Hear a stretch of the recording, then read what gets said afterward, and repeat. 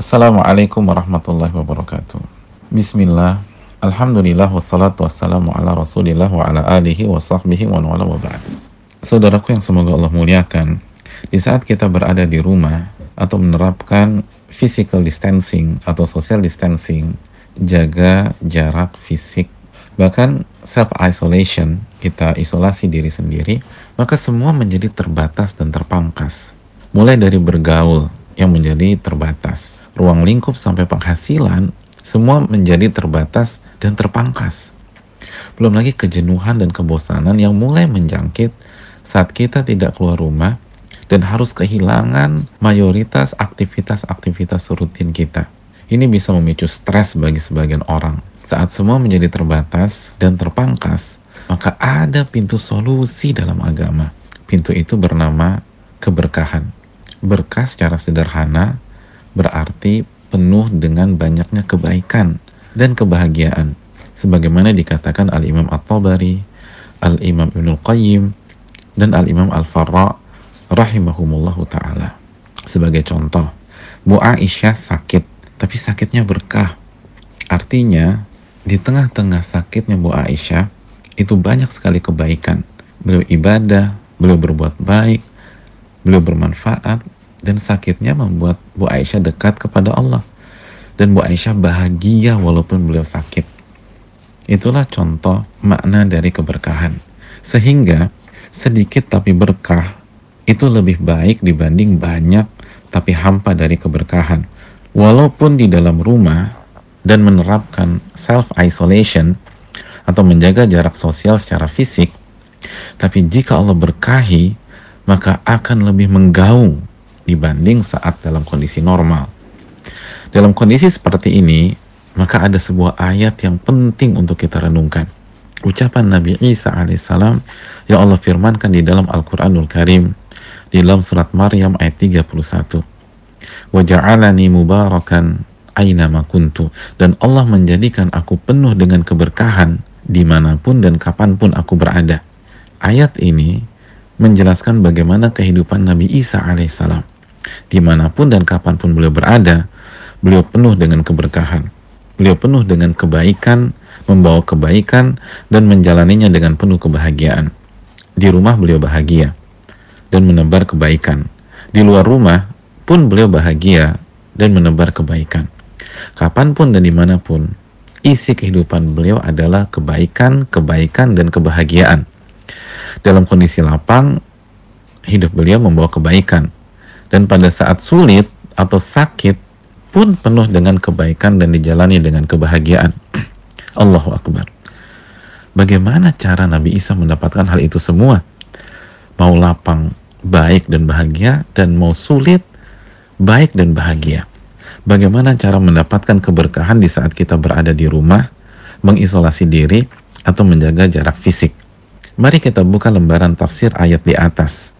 Ada beberapa keterangan jika kita melihat penjelasan ulama tentang apa yang dilakukan oleh Nabi Isa alaihissalam, sehingga beliau diberikan keberkahan oleh Allah. Yang pertama, Nabi Isa alaihissalam adalah orang yang senantiasa menebar manfaat kepada sesama, sebagaimana dikatakan Al-Imam Mujahid. Maka jika kita ingin mendapatkan keberkahan dalam kondisi berat seperti ini, maka selalu berpikir bagaimana memberi manfaat untuk orang lain. Walaupun kita hanya berada di rumah, mulai dari bantu orang rumah sampai bantu sebanyak mungkin orang. Ingat saudaraku, kita punya senjata di tangan kita yang bernama gadget. Gunakanlah untuk men-share info yang positif, atau buat campaign dan program ajakan kegiatan dan aktivitas dari rumah yang bermanfaat, dan share ide-ide usaha bagi yang dirumahkan atau yang usahanya harus gulung tikar karena pandemi ini. Dan prioritaskan memberikan manfaat untuk akhirat seseorang sebelum memberikan manfaat untuk dunia seseorang. Maka insya Allah kita akan menjadi orang yang berkah. Yang kedua, Nabi Isa alaihissalam mengajarkan kebaikan dan ilmu, sebagaimana yang dijelaskan Al-Imam Mujahid. Dimanapun dan kapanpun beliau selalu mengajarkan kebaikan kepada lingkungan dan Bani Israel. Maka jika kita ingin mendapatkan keberkahan di kondisi hari-hari ini, maka isi waktu dan hari-hari ini dengan ilmu, Berada di rumah bukan halangan untuk menuntut ilmu. Justru seharusnya semakin banyak waktu untuk mengikuti kajian, baik yang live online atau rekaman. Jika kesulitan untuk kajian yang durasi panjang, kita bisa raih ilmu yang dikemas dalam nasihat-nasihat singkat. Walaupun yang terbaik tentu saja adalah sapu bersih keduanya. Luangkan waktu untuk baca buku dan artikel yang syarat akan ilmu. Lalu ilmu yang didapatkan kita coba amalkan. Jangan hanya semangat belajar tapi lupa diamalkan. Bukankah dengan mengamalkan ilmu merupakan edukasi dengan contoh, mengajarkan dengan contoh di hadapan orang rumah kita, sehingga mereka bisa mendapatkan hidayah dan mendapatkan kebaikan. Mari kita sebarkan kajian, nasihat singkat, artikel, dan ilmu yang kita dapat. Sebarkan mulai dari orang terdekat, lingkungan, sampai network yang kita punya. Gunakan sosmed dan media yang kita miliki. Dan juga bagi yang memiliki keahlian yang berguna di kondisi ini, ajarkan keahlian kita, serta berikan inspirasi kebaikan kepada orang lain.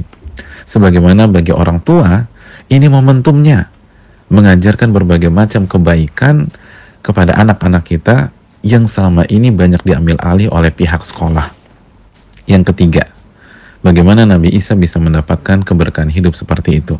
Beliau alaihi salam senantiasa beramar ma'ruf nahi mungkar, mengajak manusia untuk mentauhidkan Allah Subhanahu wa taala dan beribadah kepada Allah Subhanahu wa taala.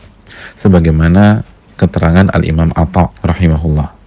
Maka jika kita ingin mendapatkan keberkahan, ajak keluarga dan masyarakat yang dapat kita jangkau untuk kembali kepada Allah. Beribadah hanya kepada Allah, khususnya di kondisi seperti ini. Merendah, mengkerdilkan diri, dan bersimpuh kepada Allah. Bukankah Allah menurunkan wabah seperti ini agar kita kembali kepadanya Subhanahu wa ta'ala? Ingatkan orang rumah dan masyarakat yang bisa kita jangkau untuk senantiasa menjaga ibadahnya. Jaga sholat mereka, doa mereka, zikir mereka. Ajak mereka kembali kepada Allah. Dan jika kita melihat anggota rumah atau masyarakat bermaksiat, ingatkan dan cegahlah dengan cara yang hikmah dan santun. Yang keempat, saudaraku, ternyata Nabi Isa alaihissalam berusaha memberikan kebaikan untuk orang-orang yang mengikuti beliau alaihissalam. Maka ini PR untuk kita sebagai suami, ayah, atau ibu. Berikanlah kebaikan kepada anggota keluarga dan anak-anak kita. Berikanlah contoh yang baik untuk pegawai, staf, atau asisten rumah tangga kita. Berikanlah kebaikan untuk mereka semua. Dari sini, ternyata yang membuat kita jenuh dan stres bukan karena kita ada di rumah dan ketika kita menghadapi hiruk pikuk orang rumah, tapi karena kita tidak berkah saat di rumah. Sebagaimana yang membuat kita resah dan panik bukan karena situasi wabah atau jatuh sakit, tapi karena kita tidak berkah saat wabah atau saat kita sakit. Maka salah satu PR besar kita adalah bagaimana mendapatkan keberkahan dari Allah. Sehingga dimanapun kita, baik di dalam atau di luar rumah, atau ketika kita sehat maupun kita sakit, kita selalu diliputi kebaikan dan menjalaninya dengan penuh kebahagiaan. Semoga Allah Subhanahu wa ta'ala memberikan keberkahan pada diri kita, orang-orang terdekat kita, keluarga kita, dan seluruh kaum muslimin. Dan semoga Allah angkat wabah ini dari kehidupan kita. Wassalamualaikum warahmatullahi wabarakatuh.